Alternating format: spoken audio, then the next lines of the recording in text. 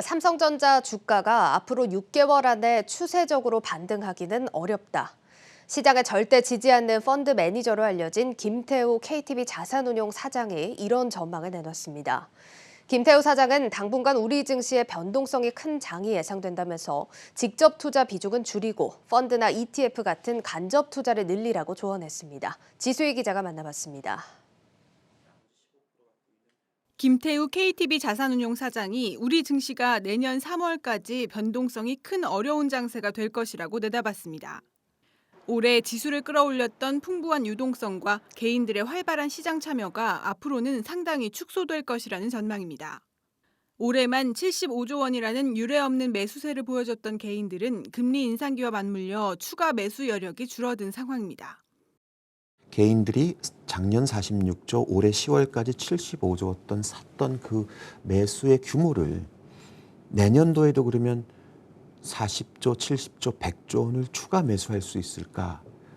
조금 쉽지는 않아 보이는 측면이 있습니다. 올해 순매수했었던 75조 원 중에서는 개인들 신용 매수가 지금 현재 24조 원인데 연초 이후로 한 15조 정도 증가했거든요. 그럼 어찌됐거나 75조 중에서 15조만큼은 신용으로 들어온 것이기 때문에 정리를 해야 되는 부분이 있겠죠.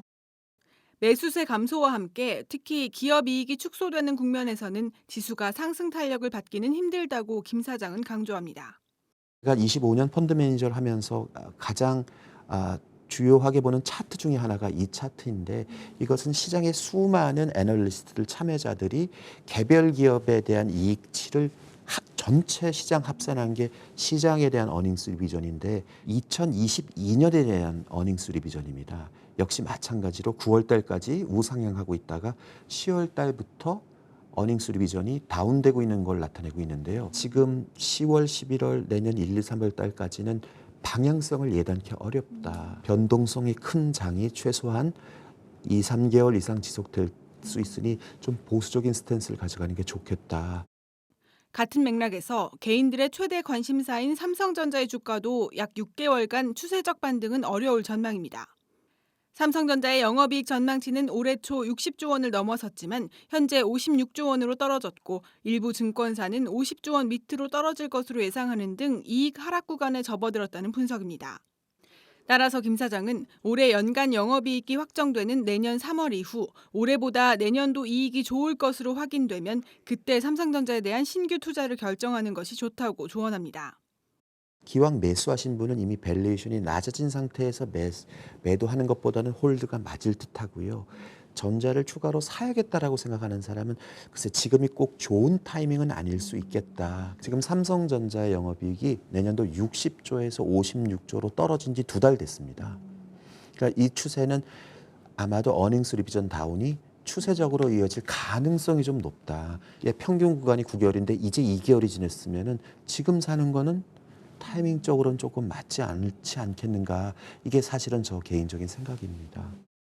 주도 업종을 찾는 것이 시장을 이기는 방법이라고 강조해온 김 사장은 올해에 이어 내년에도 전기차 배터리 산업이 유효하고 새롭게 콘텐츠 업종도 주도 업종이 될 것으로 내다봤습니다. 거기에 반드시 들어야 되는 음극재, 양극재, 전해질 등 그 푸드 체인에 즉 서플라이 체인에 있는 기업들이 많이 있습니다.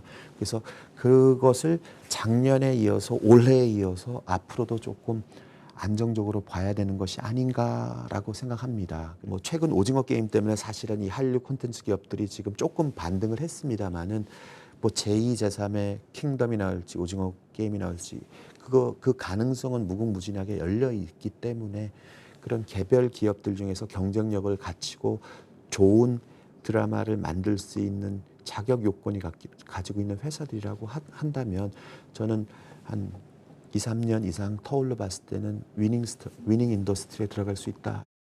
김 사장은 지난해같이 투자자들이 수익을 내기 쉬운 지수 상승장은 평균 10년에 한 번 정도 나타난다며 앞으로는 장기간 순환매장이 예상되는 만큼 개인 투자자들은 직접 투자 비중은 20% 이내로 줄이고 펀드나 ETF 등 간접 투자 비중을 확대할 필요가 있다고 강조했습니다.